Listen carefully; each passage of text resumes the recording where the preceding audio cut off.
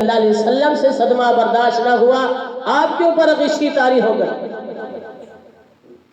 فرمایا اللہ کے نبی صلی اللہ علیہ وسلم کے بعد جبرائیل آتا ہے، جہنم کی تفصیل بتاتا ہے۔ کہنے لگا یا رسول اللہ صلی اللہ علیہ وسلم، فلاں طبقے میں، فلاں درجے میں فلاں گناہگار لوگ جائیں گے۔ 6 طبقات کو بتا کر جبرائیل امین خاموش ہو جاتا ہے۔ محبوب خدا صلی اللہ علیہ وسلم فرماتے ہیں جبرائیل جی رب جی یا رسول اللہ صلی اللہ علیہ وسلم، 7ویں طبقے کا نہیں بتائے گا، 7ویں طبقے میں کون لوگ جائیں گے؟ جبرائیل علیہ السلام فرماتے ہیں یا رسول اللہ صلی اللہ علیہ وسلم، 7ویں طبقے کے آپ کی امت کے وہ لوگ جائیں گے جو گناہ کبیرہ کرتے کرتے مر جائیں گے، توبہ بھی نصیب نہ ہوگی۔ اللہ کے نبی صلی اللہ علیہ وسلم نے جیسے ہی سنا آپ کے اوپر بے ہوشی طاری ہو گئی۔ جبرائیل علیہ السلام نے آپ کا سر مبارک پکڑ کے اپنی گود میں رکھتا ہے۔ جس وقت محبوب صلی اللہ علیہ وسلم کو افاقہ ہوا، آپ کو ہوش آیا، آپ نے فرمایا جبرائیل نے کیسی خبر دی ہے کہ اب میری امت میں بھی گناہ کبیرہ آئے گا اور گناہ کبیرہ کرتے کرتے مر بھی جائیں گے اور توبہ بھی نصیب نہ ہوگی۔ یہ کیسی خبر دی ہے تو نے مجھے؟ اللہ اکبر۔ اس کے بعد محبوب صلی اللہ علیہ وسلم نے علیحدگی اختیار کر لی، 3 دن تک علیحدگی اختیار کر لی۔ نماز پڑھ کے فوراً اپنے حجرے میں چلے جاتے، کسی صحابی سے کوئی بات نہ کرتے۔ آپ کے وفادار جانثار صحابہ پریشان ہو گئے، غمزدہ ہو گئے۔ محبوب بات نہیں کرتے، محبوب کلام نہیں کرتے۔ کوئی ایسا حکم نازل ہوا ہے جس کی وجہ سے آپ اتنے غمزدہ ہیں؟ صحابہ کرام پریشان ہو کر مشورہ کرتے ہیں صدیق اکبر رضی اللہ تعالیٰ عنہ کو بھیجا جائے، اللہ کے نبی صلی اللہ علیہ وسلم سے پوچھا جائے کیوں آپ غمزدہ ہیں؟ محبوب صلی اللہ علیہ وسلم کی طرف صدیق کو بھیجا گیا، آپ کے حجرے کے باہر سلام پیش کرتا ہے، سلام پیش کر کے اجازت طلب کرتا ہے یا رسول اللہ صلی اللہ علیہ وسلم مجھے اندر آنے کی اجازت دیجئے، لیکن اندر سے کوئی جواب نہیں ملا۔ صدیق اکبر وہیں پہ بیٹھ کے رونے لگے۔ پھر عمر فاروق رضی اللہ تعالیٰ عنہ کو بھیجا گیا۔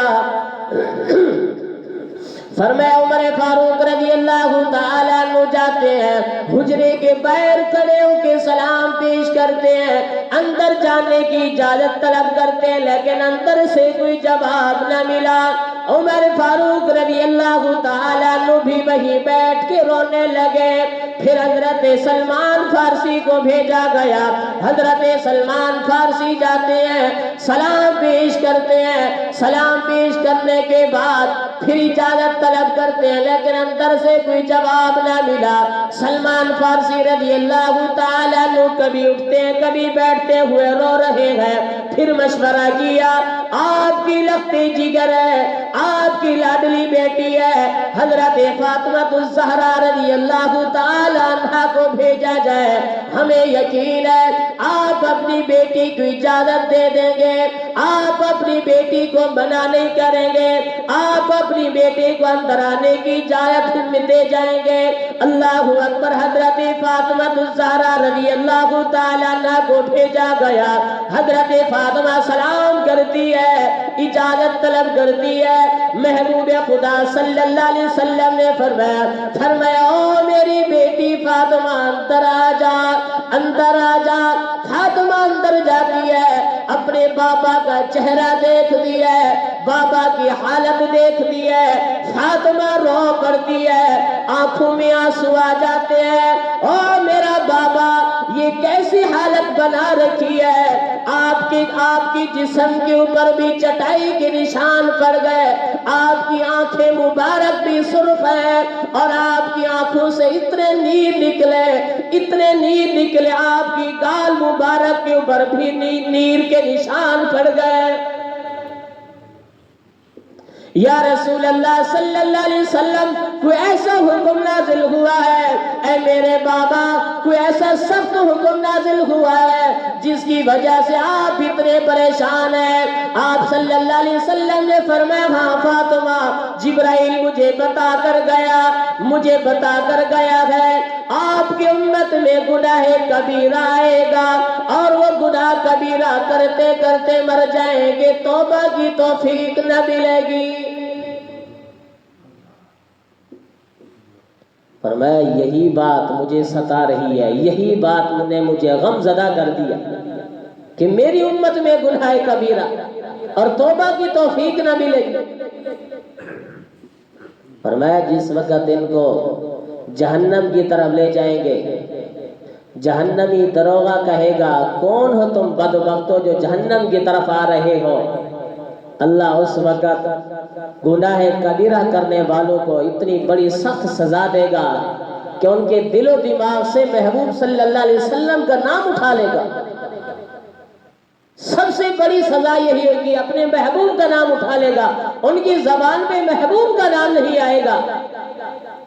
وہ کہیں گے، جہنمی دروغے کو کہیں گے ہم اس نبی کے امتی ہیں جس کے اوپر قرآن مجید نازل ہوا تھا، لیکن اس نبی کا نام نہیں آتا۔ جہنمی دروغہ کہے گا ارے بدبختو، جس کے اوپر قرآن مجید نازل ہوا وہ تو آمنہ کا لال، نبیوں کا سردار محمد عربی صلی اللہ علیہ وسلم ہے۔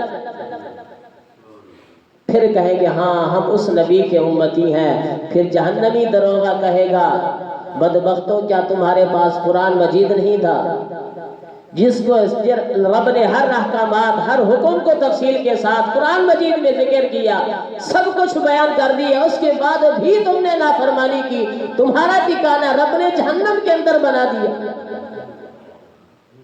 تم عرض کر رہا تھا اللہ کے نبی صلی اللہ علیہ وسلم کو کتنی فکر تھی امت کی، ہمیں اپنی فکر نہیں ہے۔ خدا را ہم اپنی فکر کریں، کوشش کریں ہم احکامات کی پابندی کریں، قرآن مجید کی تلاوت کا اہتمام کریں، نماز کی پابندی کریں۔